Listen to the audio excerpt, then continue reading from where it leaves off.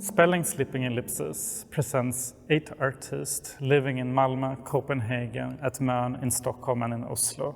The exhibition engages with queer desire, body politics and resistance through artworks that brings us to specific locations and times.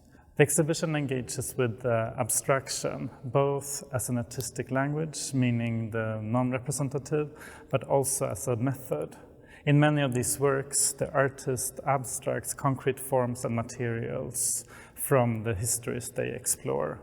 Therefore, the artworks doesn't present any simple answers. They rather function as portal to places where something is at stake, such as where a queer experience is taking place, where the body is being exposed, or where the landscape is exploited. The title alludes to these processes, the transformations between a story and an artwork. Spelling points at how we understand things by how they are said. Slipping are the slippages or the glitches that happens in the translations between language, form, and material. Ellipsis is the rhetorical figure describing how stories are told in fragments, where even the gap or the omission speaks. Lamignan transports us to a history of colonial extraction that connects West Africa and Scandinavia. In Spelling Sleeping Ellipsis, they present a series of works made of paraffin, a byproduct of the oil industry. Held by the shape, transforms the petroleum wax into a soft and inviting environment, a poetic gesture through which the artist seeks to find new meanings and beauty within this politically charged material.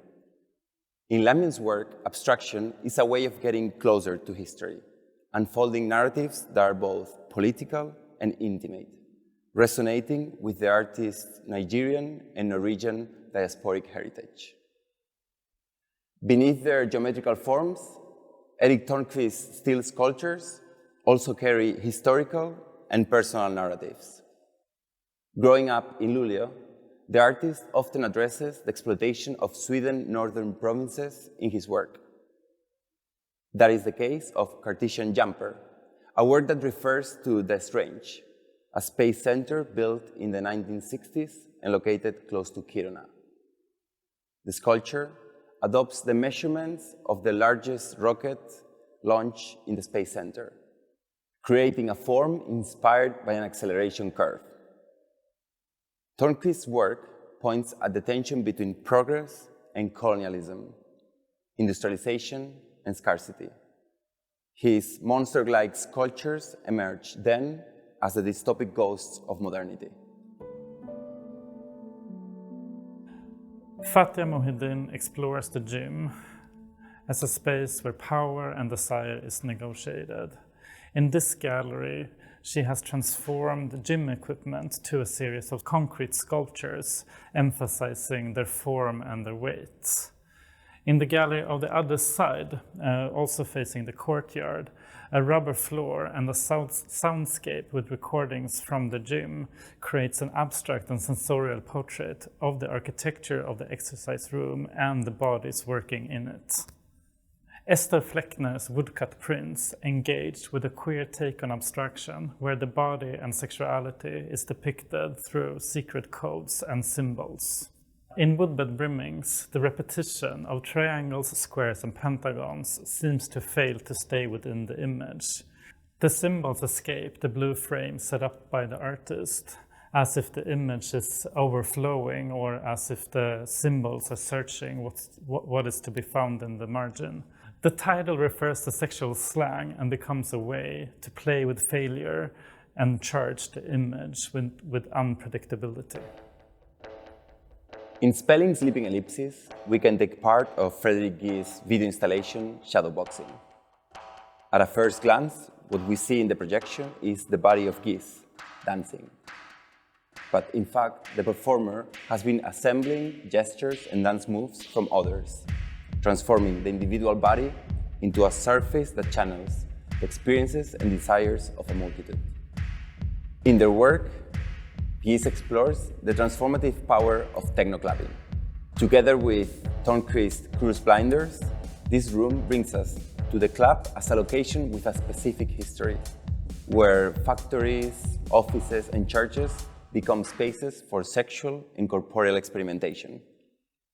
Paola Torres Núñez del Prado is a multidisciplinary artist from Peru, currently based in Stockholm. She blends indigenous textile patterns with field recordings in order to tackle different forms of colonial violence. Sounds run through all her practice, sometimes appearing as glitches or as traces of anti-colonial resistance. This exhibition presents 4 works from her series Corrupted Structure that links the origins of European imperialism with contemporary questions regarding racism or the exploitation of natural resources in Latin America. The display of these electronically embroidered fabrics mimics the room of an ethnographic museum, a location that condenses the Western logic challenged by Del Prado's work.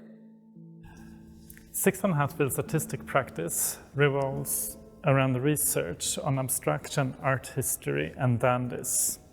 Le Monocle is a series of gouache paintings departing from a photography of a Parisian lesbian club in the early 20th century. In the photo, the crowd is dressed up in dandy fashion, wearing monocle and hats.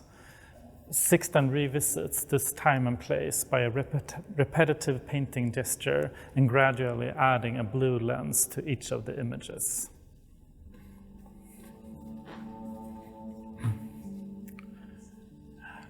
Le Monocle is connected to Cycle, a series of dry pastels drawing where Sixten depicts a standing object that disappears into the margins and appears on stage again. This work also carries a close relationship to photography in how it captures light. In the exhibition, it's put in dialogue with Burcu Sahin's poetry, here presented as a sound piece. Oro är övertygelsen om att det saknas en väg ut. Bristen på ljus upplöser gränsen mellan kropp och rum. Stora syster. Det kan vara så att ingen vet att vi är här. 31.29. Det kan vara så att ingen återvänder. The poem consists of 5 letters to a sister and is an attempt to grasp what happens to memory when translated between different languages. In the poem, Sahin makes a connection with photography, where the lack of light in a blurry image becomes a symbol for how memory fades. Spelling's Leaping Ellipsis runs until the 7th of May. When you visit Lunds Konsthall, we encourage you to grab one of their free catalogs. There, you will find more information about the exhibition, text about each one of the artists in the show, as well as Burcu Sahin's new poem. We also want to let you know that Frédéric Gies will produce a performance specifically for the exhibition in response to the different artworks in the show. So please check Lunds Konsthall's website and social media platforms in order to get specific dates for the performance program and other parallel activities. Welcome, and we hope that you enjoy the exhibition.